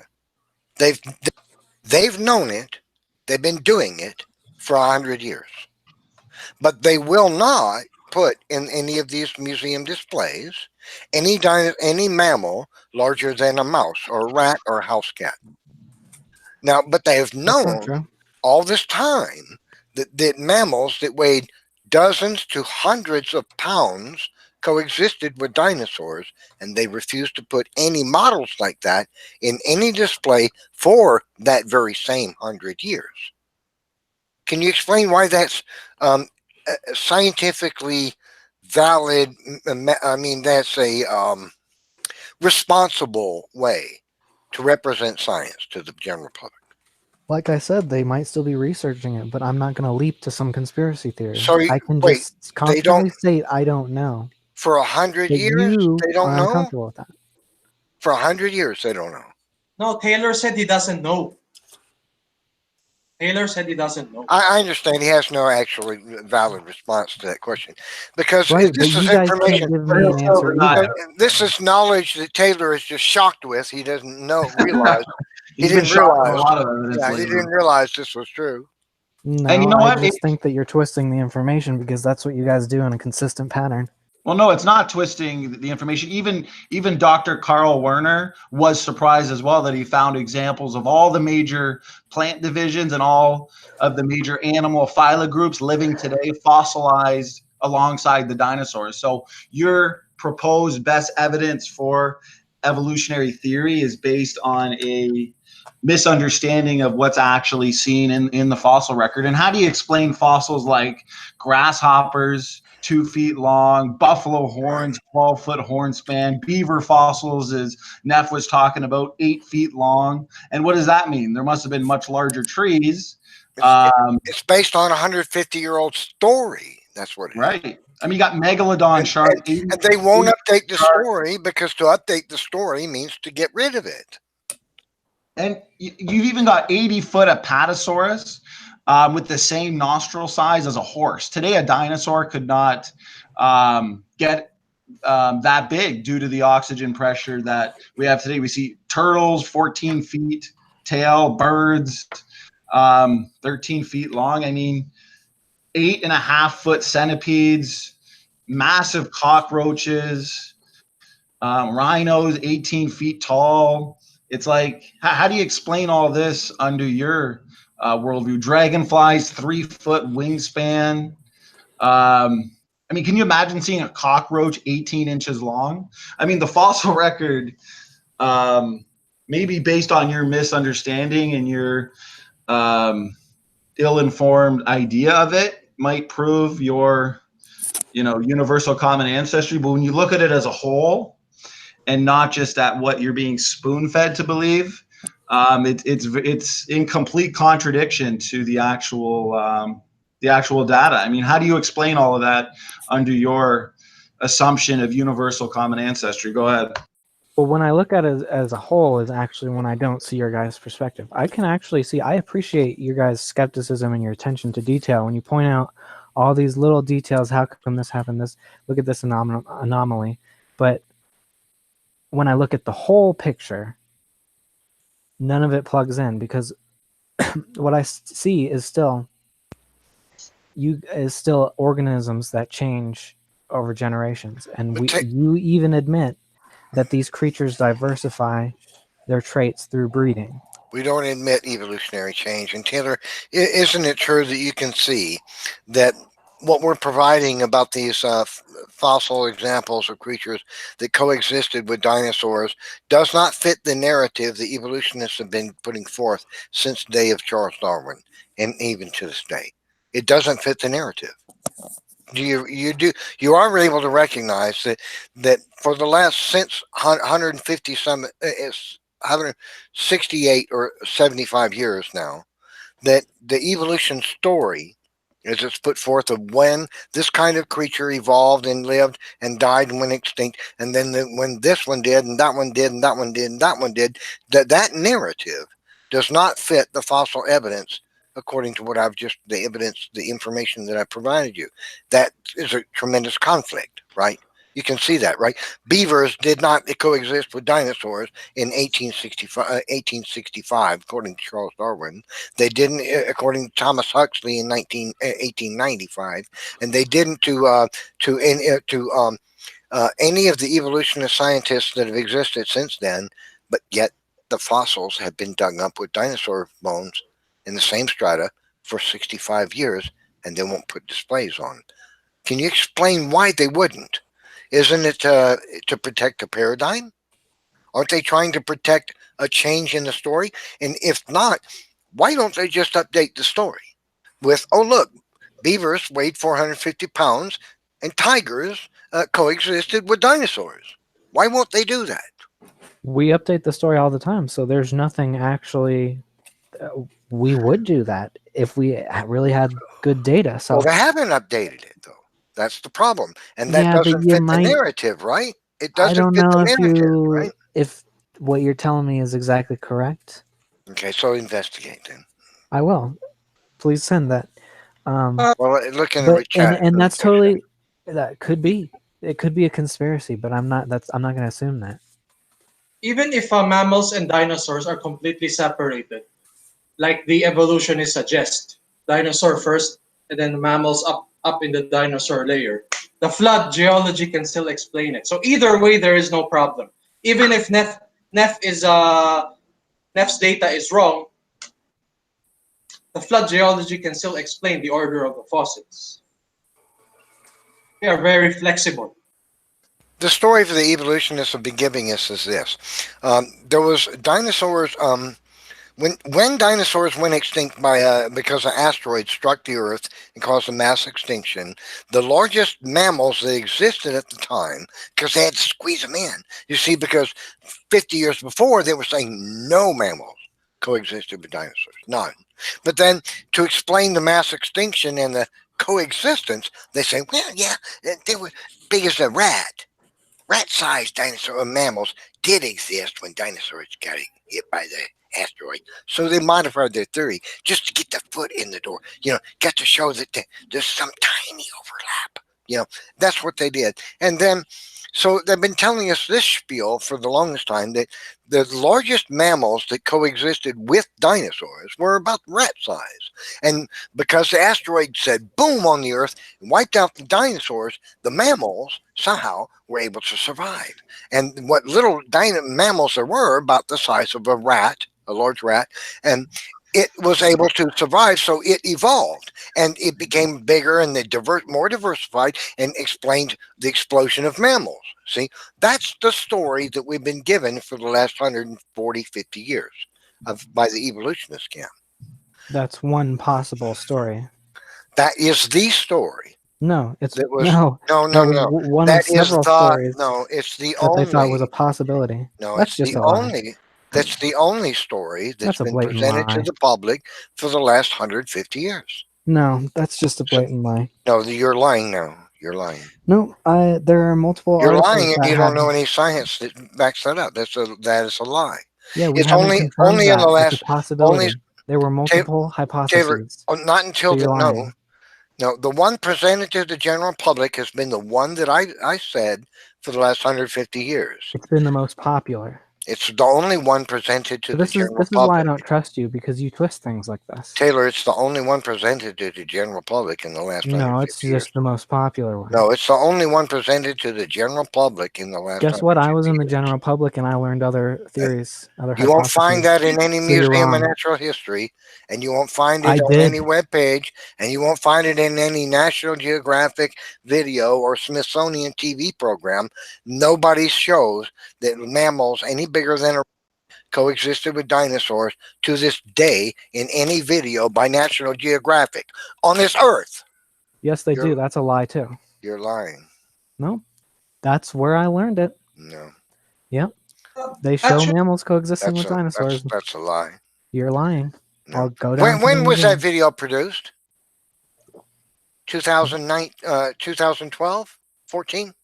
Now find one about National Geographic about fossil species from 2004 or 1992, and guess what? Oh, they say something very different. And wonder why they pull those programs. Because that's how science works. We learn new things. I'm familiar with the history here. Taylor, if you're looking at my hands here, this is the human layer, the mammal layer, right? And this is the dinosaur layer. Okay, like this. Okay, the initial theory was, of course, that dinosaurs here first, they lived first, and after they died, mammals right here. Okay, after we found what Def is talking about, those mammal fossils that live with dinosaurs, evolutionists picked the ones that are right here at the rear, closest to the dinosaur layer, and said, these sets of mammals live with dinosaurs. But these sets of mammals did not live with dinosaurs. So as you can see, rescuing devices.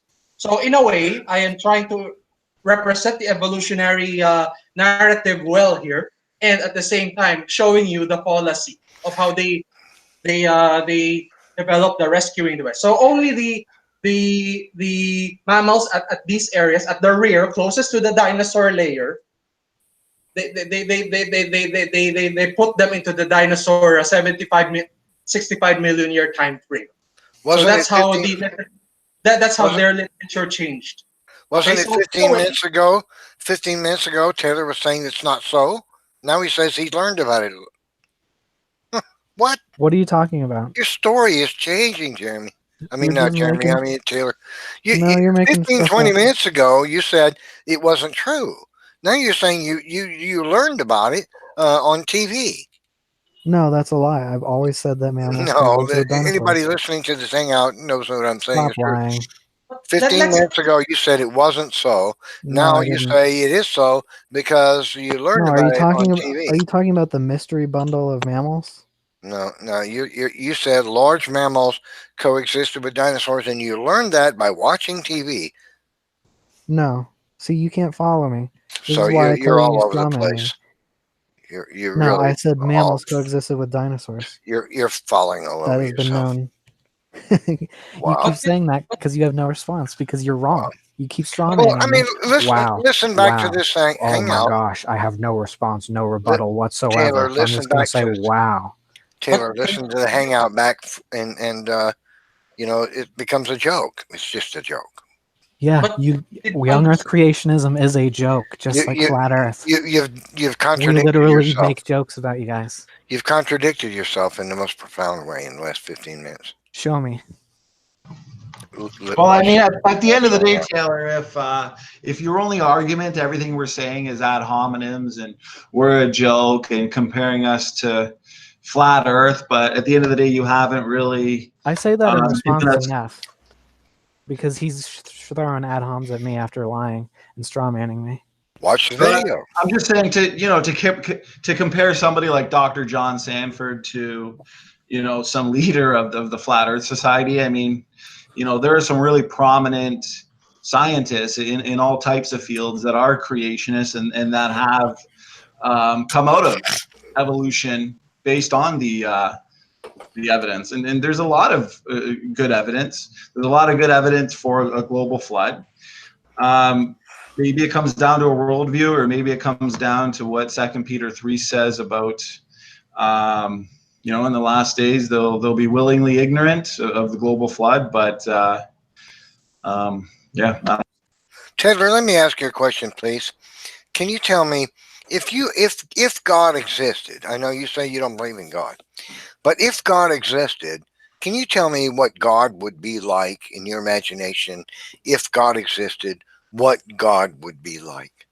Well, I might believe in a God depending on how you define it. Some people say No, it's I'm not just the asking. universe. I'm not defining. I'm asking you to define Right. God. So, I'm asking let you to me tell get me to what it. God would be like if He did exist.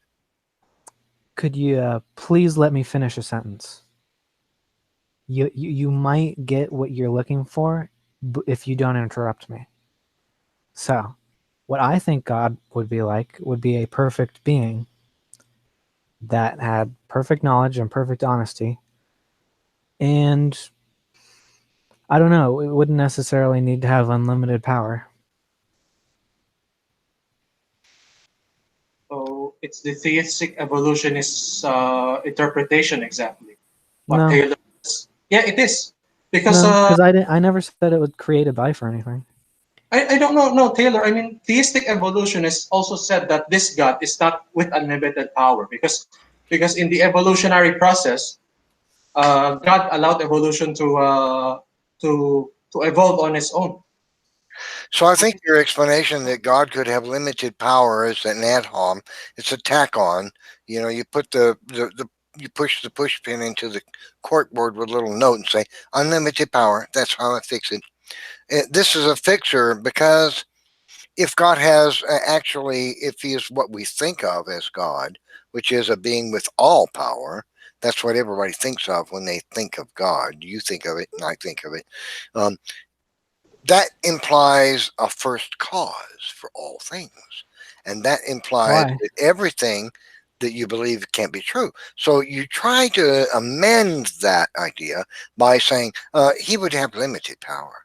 That to I me don't is know. a, Could is be. a ridiculous straw man against logic. Against logic. Yeah. You see that? You see how easily I can find that and to see that and realize what a No, because failure that is? that Do you see doesn't how follow you think that whatsoever. that passes the buck, but when that goes into my mind, I say, fail. Yeah, you don't understand what I said. So I then, said it could have limited power, could have unlimited power. It doesn't. okay, if it has limited power, can it be the first cause? Sure. If it, how could a limited powered entity be the cause of the existence of all things? It could have the power to cause existence, but then it might not have the power to affect much else. That's irrational. Why?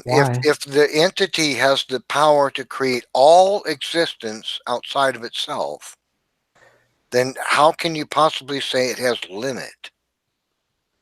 If you're talking, if you mean the power to like actually physically create, like a game designer creates their world, where you have to consciously create each part, then probably, yeah, you'd have to have close to unlimited power.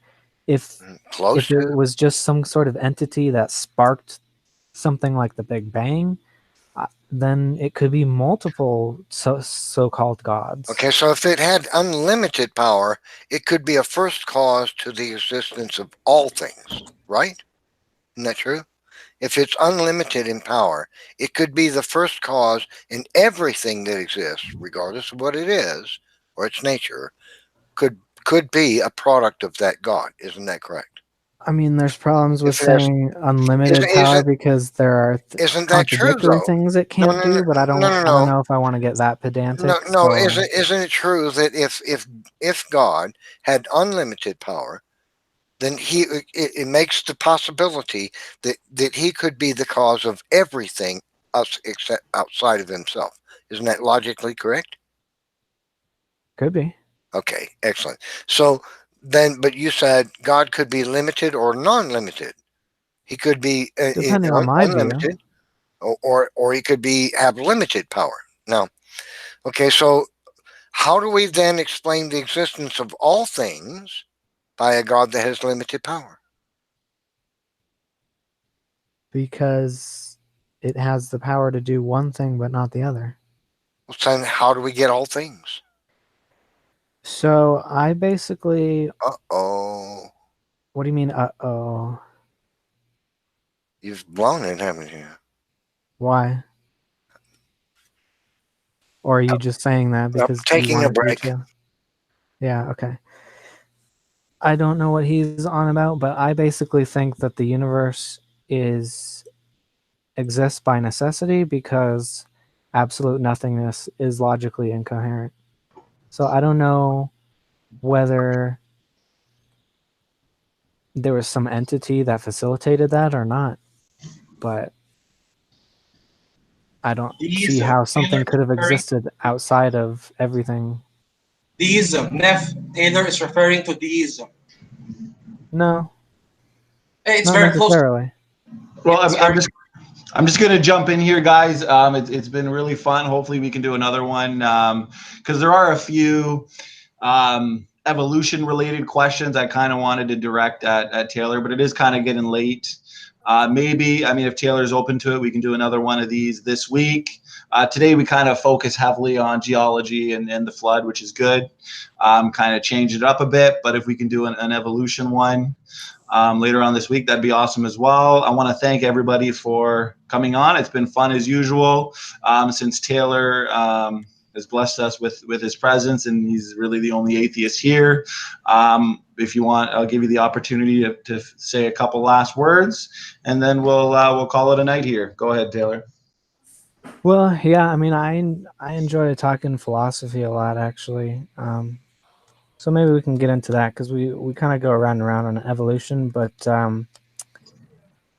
we can get into the details of some of the scientific stuff. So, but I do enjoy talking philosophy, like we were getting into towards the end. So, yeah, I'll be around.